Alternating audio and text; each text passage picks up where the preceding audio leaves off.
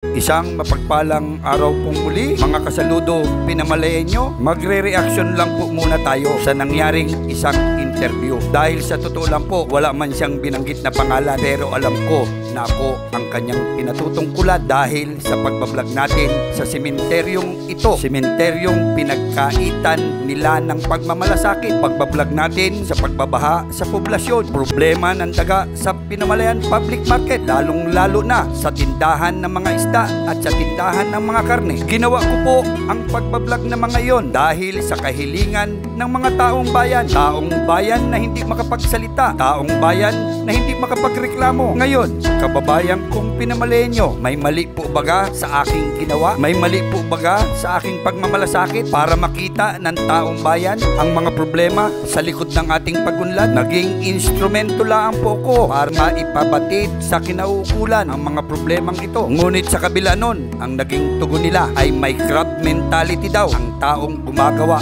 ng kaya ng ginagawa ko. Huwag daw suportahan ang mga taong gumagawa ng ginagawa ko. Ibig sabihin, sa libo-libong views, sa libong comments at reaksyon at sumuporta, sumang-ayon sa aking pagbablog ay may crab mentality po pala. Ako nga ni po ay hindi napayag na may crab mentality ako. Lalo pa siguro kayo, hindi kayo papayag na may crab mentality kayo. At baka daw pagdating pa ng October ay mag-file ako bilang kandidato. Ngayon, hindi na po lingid sa inyo na tumakbo ako noong 2022. Nagkataon lang po na hindi ako pinalad. Pero sa ngayon ay wala pa po akong desisyon kung ako ay muling sasabak sa politika. Pero kung mangyayari man yon na ako ay tumakbo, sisiguraduhin ko sa inyo na magiging buo ang loob ko at maglilingkod ako ng tapat at walang pag-iimbot kung ako ay papalarin. Pero uulitin ko, hindi pa po ako nakakapagdesisyon sa ngayon. Ngayon, sa taong nagsabi na baka daw ako ay mag-file sa October, ito ang tanong ko,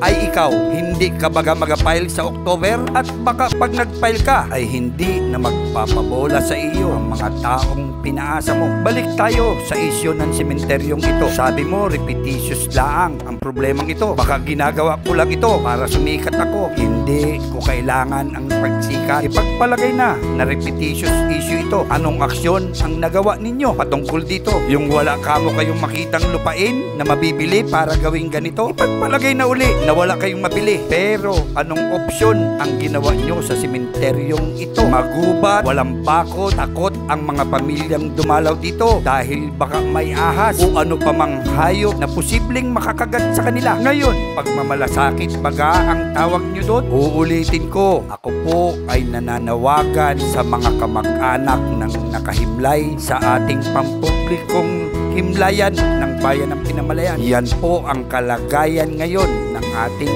libingan. Overcrowded, magubat at tila pinagkakaitan ng pagmamalasakit. Kayo na po ang humusga dahil baka mag-file sila sa October. At uulitin ko din, hindi ko po trabaho ang manira. Lahat po ng aking inagawa ay may mga kalakip na videos. Oo, vlogger ako. Pero ang pagbablog ko ay inaayon ko sa tama. Kayo, parang ayaw nyong tumanggap ng pagkakamali. Gusto nyong lagi ay kayo ang pupurihin. Tandaan ninyo, public servant kayo. Hindi mawawala ang pumuna sa mga maling ginagawa ninyo. Kung ayaw nyo palang punahin, ay bumaba na kayo sa pwesto nyo. Pasensya na po, inilalabas ko lamang ang katotohanan. Maraming salamat po, mahal kong pinamalayan nyo.